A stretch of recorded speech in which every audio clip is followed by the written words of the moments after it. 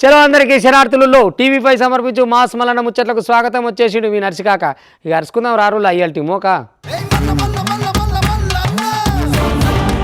నీకంటే దగాకోరు దివాలాకోరు ముఖ్యమంత్రి ఎవరు ఉన్నారు? తెలంగాణ ఆగమై అంగట్ల కూర్చుంటేందుకు నువ్వే ముఖ్యమంత్రి అవుతావు నాకు తెలుసు. ఎందుకనంటే మేము 10 ఏళ్ళు ఉండగా దిద్ది దీపం పెట్టినాము, అలికి ముగ్గులు పెట్టినాము, తెలంగాణని ఎంత సుందరంగా వైభవంగా చేసినావా. ఇవాళ ఏమన్నా కనీసం ఉన్నాయా? మేము కట్టిన బిల్డింగ్లకు రంగులు కూడా వేసే బాపతి కానీ కాదు. నువ్వు ఆగం చేసి తెలంగాణ అంగట్ల కూర్చుని పెట్టేదాకా నువ్వు నిద్రపోవని మాజీ మంత్రి కేటీఆర్ అనుకు వచ్చిందనుకో రాదురి ముఖ్యమంత్రి రేవంత్ రెడ్డి మీదికి. ఇక మరి ఈయన తిట్టకపోతే పొద్దు పోదు కదా వీళ్ళకి కూడా. మళ్ళీ వాళ్ళు తిట్టుకుంటే మనకు పొద్దు కూడా. మనం కూడా ఇంట్రెస్ట్ తినాలంటే ఇట్లాంటి మాటలే ఉండాలి కదా. ఇక ముఖ్యమంత్రి కాకముందు రేవంత్ రెడ్డి వాళ్ళని ఎట్ట తిట్టిండో ఇప్పుడు వాళ్ళు ఈయన అట్ట తిడతారు అన్నట్టు.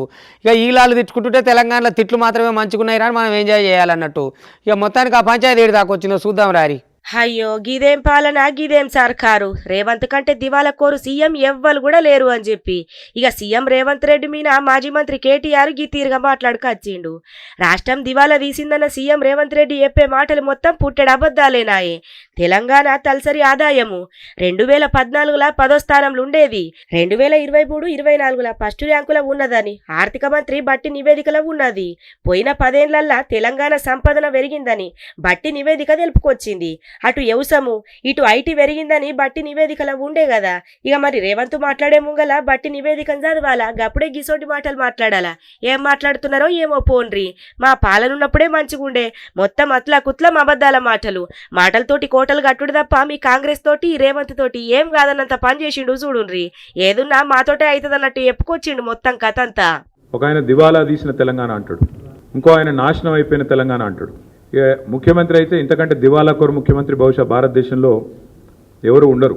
నా రాష్ట్రం అనారోగ్యం పాలైపోయింది, నా రాష్ట్రానికి క్యాన్సర్ వచ్చింది, ఒక క్యాన్సర్ రోగిలా ఉన్నది అనే దివాలాకోరు మాటలు మాట్లాడిన భావదారిద్రపు ముఖ్యమంత్రి బహుశా భారతదేశ చరిత్రలో ఎవరు లేరు, రేవంత్ రెడ్డి గారు తప్ప. ఇవాళ అదే రేవంత్ రెడ్డి గారి మూతి మీద తన్నినట్టు, అదే రేవంత్ రెడ్డి గారి చెంప చెల్లుమనేటట్టు, అదే రేవంత్ రెడ్డి సొల్లు పురాణం అంతా తప్పు అంటూ ఆయన సొంత క్యాబినెట్లోని సహచరుడు ఈ రాష్ట్ర ఉప ముఖ్యమంత్రి బట్టి విక్రమార్క గారు, రాష్ట్ర ఆర్థిక శాఖ మంత్రి గారు ఫిబ్రవరి 17 నాడు ఒక సమగ్ర సవివరమైన నివేదికను వారు విడుదల చేసినారు. ఇది మా కవిత్వం కాదు, బీఆర్ఎస్ పార్టీ యొక్క సొంత నివేదిక కాదు, రాష్ట్ర ప్రభుత్వం సాధికారంగా విడుదల చేసిన నివేదిక. ఇక కేసీఆర్ నాయకత్వంలో సొంత ఆదాయ వనరులలో ఉన్నదని ఆర్బీఐ నివేదికలో కూడా గిదే ముచ్చటున్నదని కాంగ్రెస్ సర్కారు సొల్లు పురాణం తప్ప చేసిందేం లేదని చెప్పి ఇక గీతీరుగా మాట్లాడుకొచ్చిండు చూడుండ్రి. ఏందో నుల్లా ఏమో గాని మొత్తానికైతే నడుమిట్ల పబ్లిక్ ఏటుగానోళ్ళు అవుతున్నారు కదా. వాళ్ళొక మాట అంటారు, వీళ్ళొక మాట అంటారు. ఎవరిది నిజమో ఎవరిది అబద్ధమో ఏది తెలియకుండా తయారైంది కదా అని పబ్లిక్ అనుకత్తున్న మాట. ఎక్కడెవరు లేకపోతే అక్కమ్మగడు దిక్కే అని అధికారం చేతులు ఉంది కదా అని అందరి కాడికల్లా భూమిని బాగా ప్రేమించారు గాలిబంక పార్టీ వాళ్ళు. ఏనన్నా ఏపీలో భూమి కనబడితే చాలు అధికారం చేతులుందిగా, ఆ భూమి మళ్ళవదే అవుతారా మనదే అవుతుంది. భూమిని ఏది దేశమును ప్రేమించమన్నా మంచి అన్నది పెంచుమన్నా అంటే గాలిబంక పార్టీ వాళ్ళు భూమి అన్నది పెంచుమన్నా ఏడున్నది దోసుకోమన్నా కబ్జా పెట్టుమన్నా అన్న కాడికి తెచ్చిర్రు. ఇక ఇప్పుడు కూటమి సర్కారు వచ్చింది కదా, ఒక్కొక్కటి లెక్కలు బయటకు వస్తూ ఉన్నాయి. ఇక ఏడేడ భూమిని బుక్కిరు, ఏడేడ భూమికి కంచెలు పెట్టిరు, ఏడేడ భూములు ఎవరి భూములు అయితే వాళ్ళదాంట్లో మలుపుకురు, అవన్నీ లెక్కలు తీసుకొస్తున్నారు. ఆయన ఒక్క తానని చెప్తామా ఒక కథన. ఏపీలో ఏమి లేకుండా ఎగనాకిరు కదా, భూముల్ని ప్రేమిస్తేందుకు మహానుభావులు ఉండే గాలిబంక పార్టీ వాళ్ళు. ఇప్పుడు ఆ గాలంతా ఇట్లా రివర్స్ తిరిగేసరికి మళ్ళీ మొదటికి వచ్చింది లెక్క. ఇక చూస్తున్నారు ఇప్పుడు కూటమి సర్కారు ఏమేమి సంగతి, ఎక్కట్ల కథ, భూములు ఎక్కడివి, ఎవరెవరు దోసుకున్నారనే మొత్తం లెక్క వెళ్తుంది. చూద్దాం రారి. ఇక గాలిపంక పాటోల భూ కబ్జాలు ఒక్కొక్కటి బయటపడుతున్నాయోలా. ఇక నిన్న మొన్ననే మాజీ మంత్రి ఇక పెద్దిరెడ్డి ముచ్చట కూడా బయటపడే. ఇక ఆయనతోటి సజ్జల ముచ్చట. ఇంకొకళ్ళేమో గాలిపంక పార్టీ ఎమ్మెల్యే ఏకపాటి అమర్నాథ్. ఇట్లా చెప్పుకుంటా పోతే ఒక్కలా ఇద్దరా జగన్ అండ చూసుకొని మస్తుగా రెచ్చిపోయిండ్రు. కానీ ఇక జనాలు కొట్టిన దెబ్బకు ఎన్నో పోయి పడరులా. ఇక ఇప్పుడు వాళ్ళు చేసిన అక్రమాలు కబ్జాలు దందాలు మొత్తం బయటపడుతున్నాయి. ఎక్కడ పడితే అక్కడ గిళ్ళ భూమి గాళ్ళ భూమి అని ఏమీ లేదు. చెరువు కుంట ఆ భూమి ఈ భూమి అన్న తేడా లేకుండా భూమి కనబడి నచ్చితే చాలు కబ్జా చేసుడే, హాంబొక్క అన్నట్టే చేసిండ్రు పోన్రి మొత్తానికైతే. ఇంకా ఇప్పుడు సర్కారు ఎవరైతే కబ్జా చేసిండ్రో గా ముచ్చట మీద విచారణ దండిగా చేపట్టిండ్రు. అధికారులు విచారణ మొదలు పెట్టిండ్రు ఆరోపణల మీద. ఇక కూటమి సర్కారు ఏర్పడ్డాకట పంకపాటోల దందాలు బొందాలు మొత్తం బయటకత్తున్నాయి. సందు బొందులకెంచి ఏడబడతాడ గుంజుకుంటా బయట పెడతాండ్రు. ఇక సుక్కలే అనుకో రాదురి గాలి పంకపాటోళ్లకు, లేకపోతే ఎట్లా రెచ్చిపోయినరామా?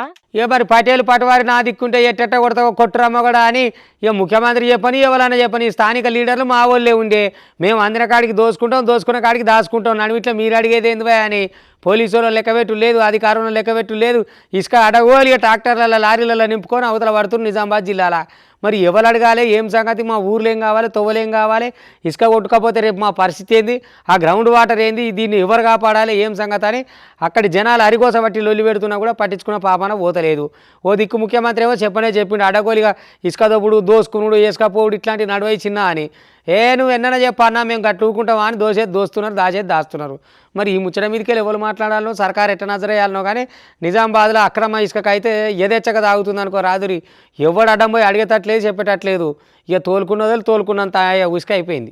ఇక మొన్ననే తెలంగాణ సీఎం రేవంత్ రెడ్డి సారు చెప్పే కదా ఉసుకే ముచ్చట మీద, ఎవరన్నా కానీ గిట్ల దోపిడీ ఎత్తే ఇసుకే ముచ్చట్లు ఇడిచబెట్టేదే లేదు, అధికారులందరూ దండిగా నజరేసి పట్టుకపోవుడే అని చెప్పి మాటలు చెప్పిండు.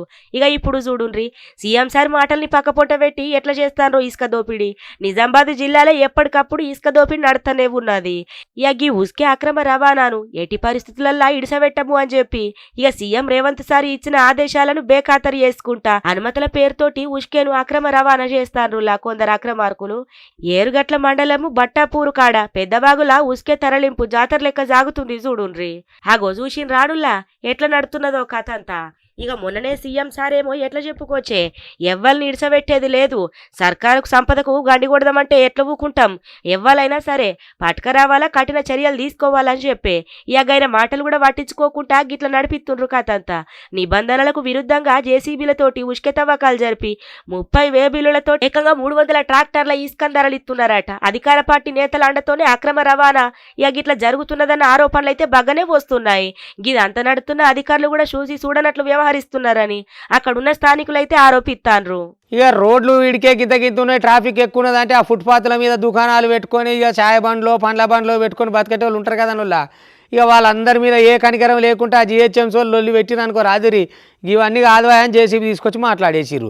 ఫుట్పాత్ కసుంటే పెట్టుకోవాలి, లేకపోతే ఏమైనా పెట్టుకోరు, మాకేంది. కానీ ఈ రోడ్లు ఇప్పటికే ట్రాఫిక్ జామ్ అవుతుంటే పర్మిషన్ లేకుండా రోడ్ల మీద బండ్లని పెట్టుకుంటే మీరు బతుకుడేమో కానీ ఇక్కడ మా బాధ్యతలు ఏం కావాలి ఏం కథ అని జిహెచ్ఎంసీ వాళ్ళు మస్తు గరానికి వచ్చి జేసీబీలో పట్టుకొచ్చి 7 కాడికి ఇక బిర్యానీ సెంటర్లు, చాయ్ బండ్లు, ఈ పండ్ల రసాలు ఇవి ఉంటాయి కదా, చిన్న చితక దుకాణాలు పెట్టుకొని బతికేటోళ్ళ. వాళ్ళని ఏమని రాదు, అధికారులు చెప్పినాక చేయకపోతే వీళ్ళ పని వీళ్ళు చేయాలి, వీళ్ళని ఏమని రాదు.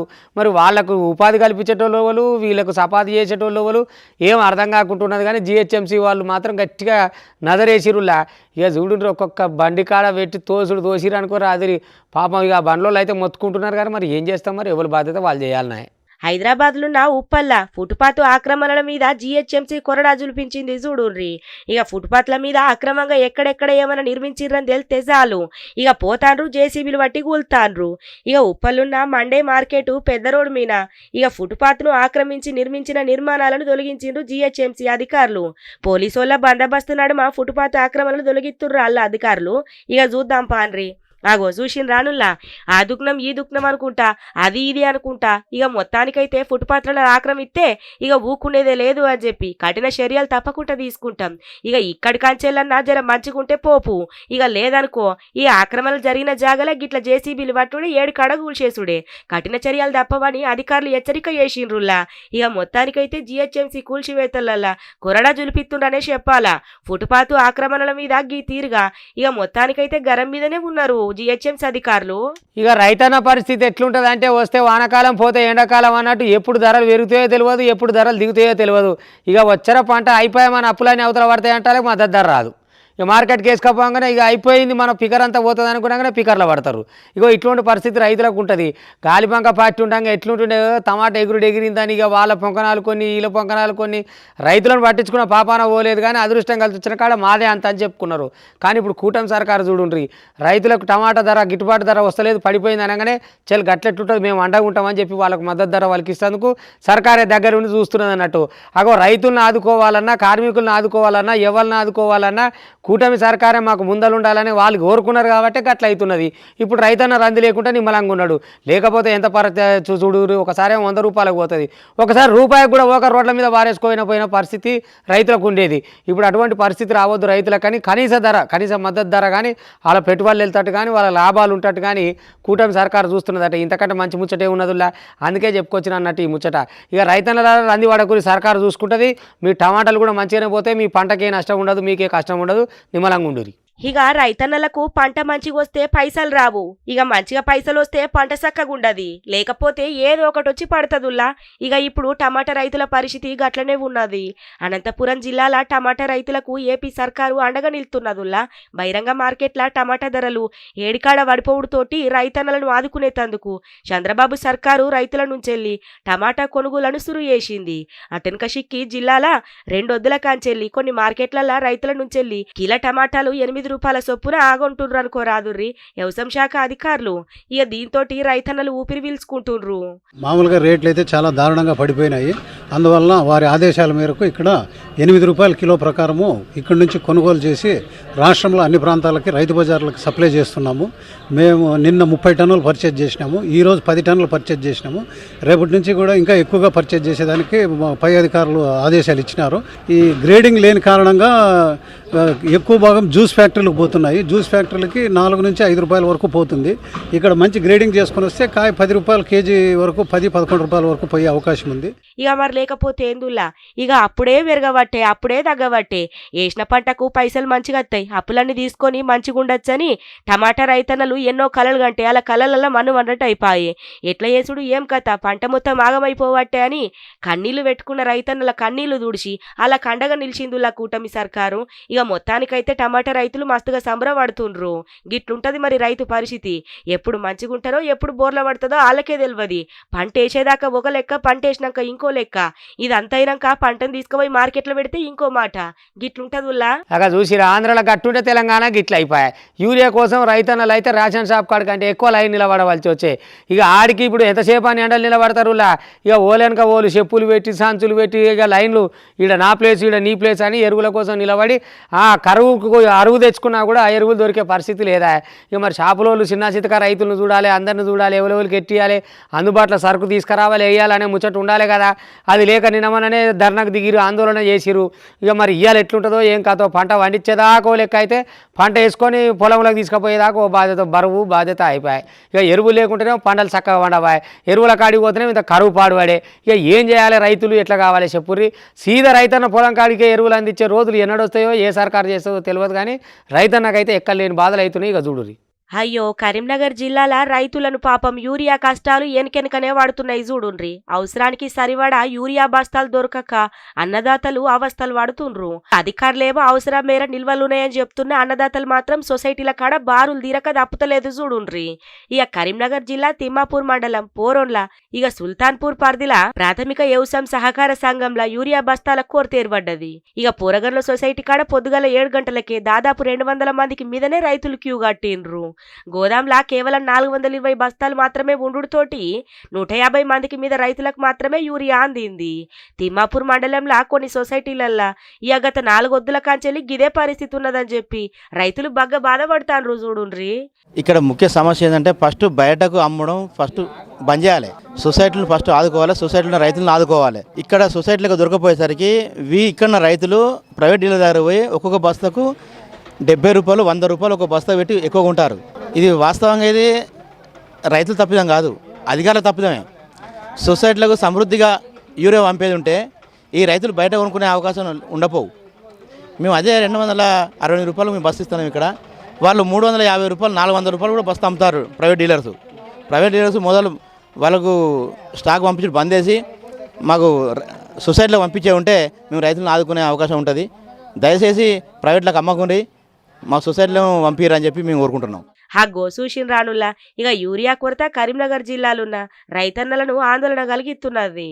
ఇక వ్యవసాయ సహకార సంఘాల కాడ రైతులు చెప్పులు పెట్టి ఇక గిట్ల క్యూ లైన్లో ఉండాల్సిన పరిస్థితి కనబడుతుంది చూడుండ్రి.